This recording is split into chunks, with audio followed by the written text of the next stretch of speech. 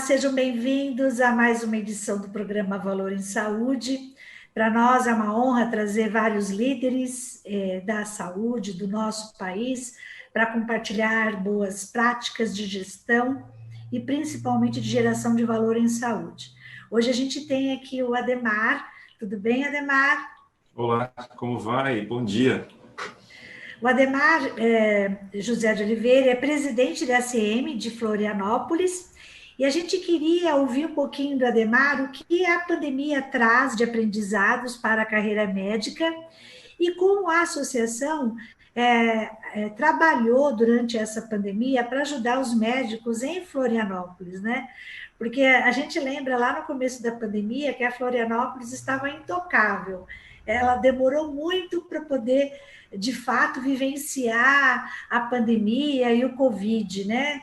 Eu acho que foi em julho, né? Em julho ou agosto, que de fato começou a aumentar os números em Florianópolis. Estou certa, Ademar? Seja Perfeitamente. bem-vindo. Muito obrigado. Não, realmente nós tivemos aí uma adesão muito intensa da população às medidas de distanciamento social e num dado momento ali em final de março, início de abril, com isolamento social, nós tivemos aí um fechamento de diversas atividades econômicas aqui no estado de Santa Catarina, especialmente na região do litoral, e Florianópolis foi uma das regiões onde foi mais restritivo. E nós tivemos no período inicial, nos primeiros meses, né, até maio, início de junho, nós tivemos aí um controle bastante satisfatório em relação ao número de casos, em relação ao número de internações UTI, etc. Foi importante porque nós conseguimos aumentar o número de leitos. O estado de Santa Catarina, ele é um estado relativamente pequeno, e nós conseguimos aumentar em 1.000 o número de leitos disponíveis de UTI em diversas regiões do estado, especialmente nas grandes cidades. Porém, né, como já é bem sabido, a região sul tem um inverno um pouco mais acentuado, o período de julho, principalmente, ele é o período do pico das síndromes respiratórias agudas graves, né? Além disso, é um período em que costuma haver muitas idas ao hospital de pacientes com pneumopatias crônicas, doença pulmonar obstrutiva crônica, pacientes oncológicos, etc. Em geral, é um período do ano em que eles costumam apresentar também mais complicações e procurar mais atendimento médico, né? E realmente, nesse período, foi o período que nós tivemos um pico de número de casos diários, né? A gente chegou aí na região aqui de Florianópolis, até 318 casos notificados num dia. E agora, aí depois a gente teve uma regressão no mês de setembro, houve uma certa tranquilidade no mês de setembro, mas aí a partir de outubro, né, a cidade começou as suas atividades, muitas pessoas vindo para Florianópolis. A gente sabe que aqui é um centro de lazer, né? A rede hoteleira foi reaberta, e agora a gente está tendo aí um novo pico, né? Agora a gente teve aí nessa última semana, assim, nós chegamos aí a mais de 500 casos por dia. Nós estamos tendo mais casos agora notificados do que nós tivemos em julho. Porém, o número de internações reduziu bastante, né? O número especialmente em leitos de UTI, né? Então, esse é um fato que nós estamos observando. Ainda não temos os números fechados de outubro, mas esse é um fato.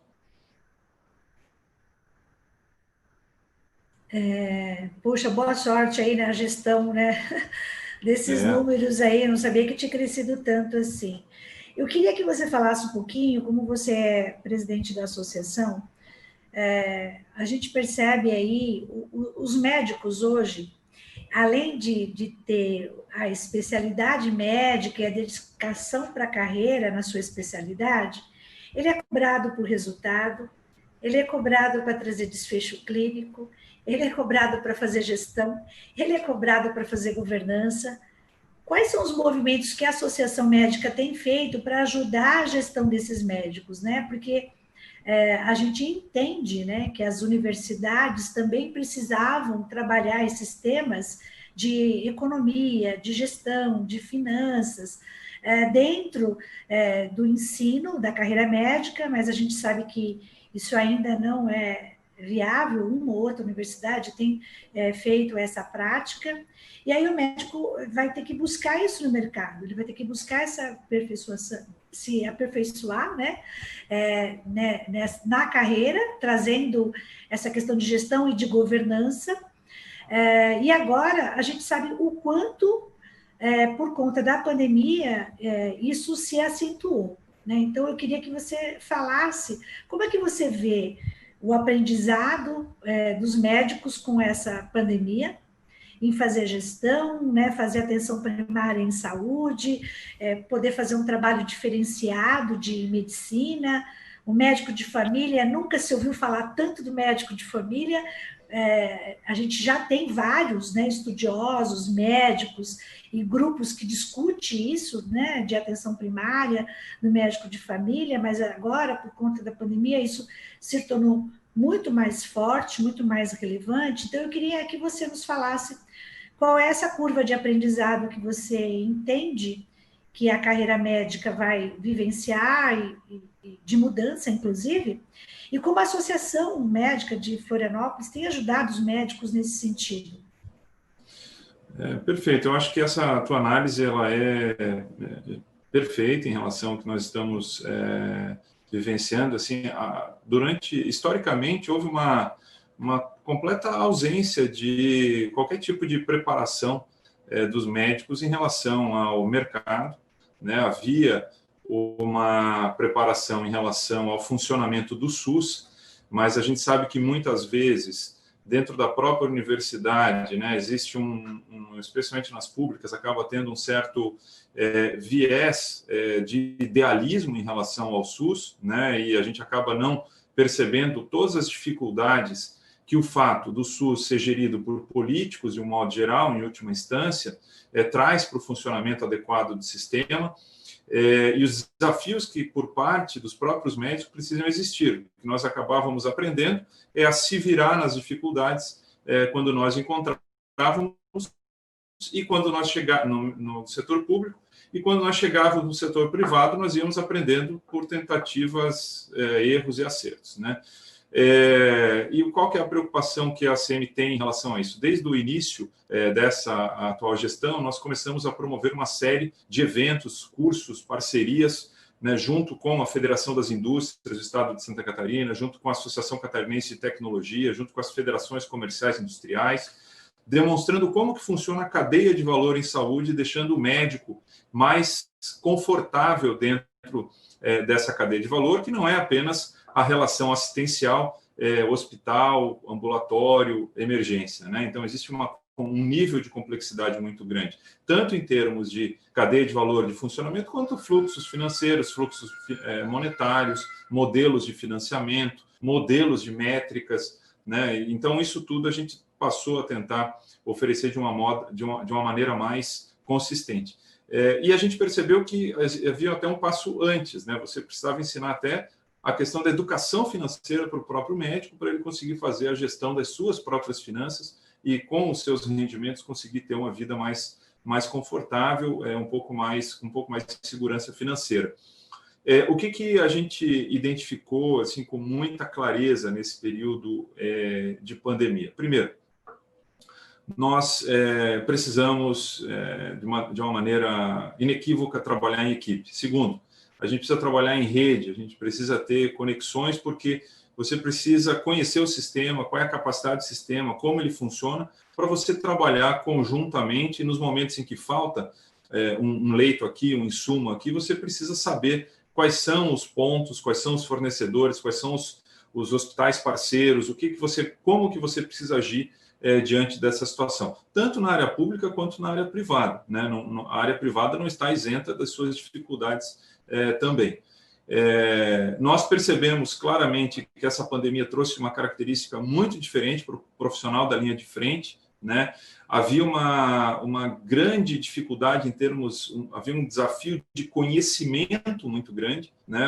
Muita informação nova. Até o mês de agosto a gente teve mais de 20 mil publicações, né? E o médico ele exerce o papel de liderança nessa curadoria de informação, nessa curadoria de conhecimento para orientar a sua equipe, né? Então, mas essa curadoria ela não pode ser individualizada, ela tem que ser junto com as suas sociedades de especialidades, e foi isso que a ACM fez. A gente juntou várias sociedades de especialidades, criamos modelos de debate, criamos protocolos, sugestões de protocolos, aliás, criamos um mecanismo de comunicação adequado para que isso pudesse chegar ao médico de uma maneira adequada. O outro desafio foi o desafio do risco que a pandemia oferecia para o médico, porque quando você está dentro de uma situação de sobrecarga de sistema, seja por doenças crônicas, seja por causas violentas, como é muito comum aqui no Brasil, seja por doenças infecciosas com um nível de contágio menor, né, as doenças bacterianas, doenças de protozoários, etc., o nível de risco para o médico ele é menor. Só que dessa vez, com o coronavírus, ele estava em risco para ser contaminado e, pior, levar essa contaminação para sua família, muitas vezes para os pais, pessoas idosas, ele mesmo, às vezes, tendo suas comorbidades, né? Então, ele se expôs. Então, gerou aí, além do desafio do conhecimento, um desafio de controle, um desafio emocional, um desafio de estar sob ameaça, né? E aí o outro desafio, né, que o setor enfrentou foi um desafio de infraestrutura, né? Nós, claramente, aqui em Santa Catarina, como foi em quase todo o país, a gente percebeu que faltava inteligência de dados, né? O Brasil precisa caminhar muito em inteligência artificial, inteligência de dados, Big Data, para a gente conseguir oferecer de uma maneira adequada uma visão que a gente permita um planejamento e uma preparação mais adequada. Nós precisávamos de equipamentos de proteção individual, não eram adequados os equipamentos que nós tínhamos no início da pandemia, precisamos aumentar tanto em quantidade quanto em qualidade. Testes diagnósticos, foi um caos no início, nós não tínhamos PCR para todo mundo, não tínhamos testes rápidos, não se sabia adequadamente quais eram os protocolos, como usar, quando usar, em que ponto da doença usar. Nós não tínhamos respiradores e leitos de UTI suficiente, né? Então, aqui na Associação Catarinense de Medicina, nós juntamos a Federação das Indústrias, conseguimos juntar grandes empresas do Parque Tecnológico Industrial Catarinense, como é o caso da VEG, como é o caso da Whirlpool, e juntamos com empresas menores, podendo fazer parcerias e conseguindo aumentar o parque fabril de respiradores, como aconteceu, né? A VEG passou a fabricar respiradores e fornecer para o Brasil inteiro, inclusive aqui para Santa Catarina, né? A ACM participou diretamente, junto com a Fiesc, dessas tratativas, inclusive com o governo federal, para garantir o fornecimento desses respiradores também para várias regiões do país, mas também para o estado de Santa Catarina, que nós estávamos em falta aqui na região, sabendo que nós teríamos no inverno uma grande dificuldade. E uma outra dificuldade que nós tivemos é em relação ao financiamento. A gente sabia que os recursos disponíveis no SUS eram incertos ainda o quanto seriam repassados, né? A gente sabe que existe, para a atenção terciária, que é o caso da UTI, existem recursos federais, mas nem todos os municípios estavam pactuados. Aqui Santa Catarina tem municípios muito pequenos, então a gente estava com um pouco de incerteza e nós criamos um fundo de arrecadação para melhorar esse pilar aí de infraestrutura, e conseguimos aí comprar respiradores, comprar EPIs, comprar oxímetros, comprar medicamentos. Foi realmente uma ação bastante intensiva. E criamos, juntando as empresas de tecnologia, oferecemos para o governo do estado um sistema de monitoramento e Big Data, que depois foi incorporado pelo setor estatal do governo, que o governo do estado aqui tem uma empresa estatal que lida com o processamento de dados do governo. Eles incorporaram essas tecnologias dessas empresas que doaram, né, 100% esses serviços, e criamos aí um modelo de monitoramento de casos aí que ficou como modelo para o país. Que bom. Ademar, a gente está chegando no final, eu queria que você deixasse as suas considerações aí. Eu sei que ainda vocês estão vivenciando a crise aí da pandemia, mas a gente tem trazido um pouco de otimismo né? A gente sabe que toda crise traz oportunidades, traz essa mobilização toda aí, você vê, né? Com o Fiesp, com o governo, secretarias municipais, estaduais, quer dizer, essa curva de aprendizado que nós todos tivemos faz toda a diferença, né? Sim. E eu queria que você encerrasse. Certamente nós vamos trazer você muito mais vezes para falar aqui conosco, né? Você tem muito a contribuir como gestor, como médico, como influenciador aí em Santa Catarina, né? Em Florianópolis. Certamente a gente vai trazê-lo mais vezes, mas eu queria que você encerrasse aí como você vê a nossa Agenda 2021 em saúde, e trazendo aí a tua fala como gestor médico e da própria Associação Médica, um pouco de otimismo para todos nós nesse finalzinho de ano que a gente está chegando. Olha, Tânia, eu sou um otimista compulsivo quase, né?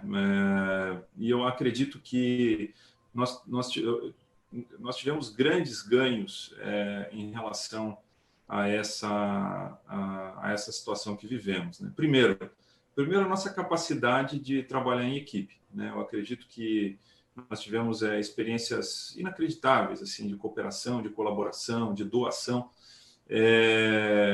que foram assim exemplares e inspiraram muito. Segundo, nunca na história o fluxo de conhecimento ocorreu de maneira tão rápida e tão precisa, né? Eu lembro no início da pandemia, ali em março ainda, quando eu fiz o meu MBA, eu tinha alguns colegas que eram da China, eu conversava com eles e a gente trocava em tempo real as informações da China, pontos para comprar material na China, para importar para o governo, etc.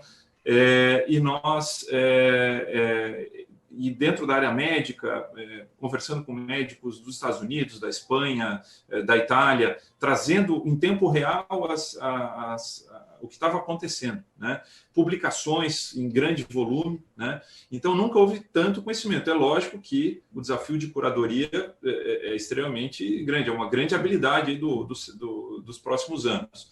O outro grande ganho que a gente teve é que a gente passou a entender um pouco melhor a importância do SUS para as questões sanitárias, né? Eu acho que essa é uma crise basicamente sanitária, e a gente viu a importância do SUS para isso, né? Nós precisamos estimular o setor privado, não há dúvida, a gente precisa melhorar.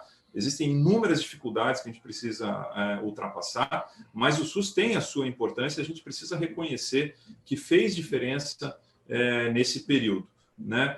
E a outra questão é a necessidade do médico, né, de se posicionar como liderança dentro dos momentos de crise, né? E isso a gente percebeu claramente, né? Você precisa direcionar, você precisa saber liderar, você precisa dar direcionamento para a sua equipe, você precisa verificar se os resultados estão sendo adequados, se não estão, corrigir.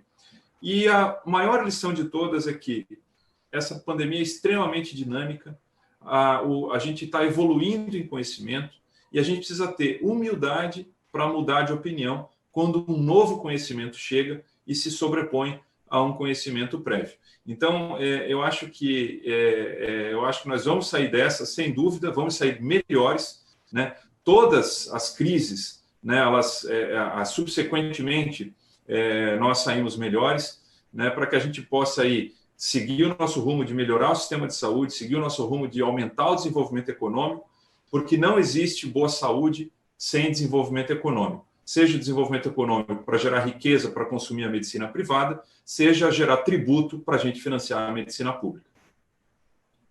Ademar, muito obrigada pela sua participação. Esperamos revê-lo aqui no programa Valor e Saúde em breve. Agradeço a todos os telespectadores, o pessoal que nos segue nas redes sociais.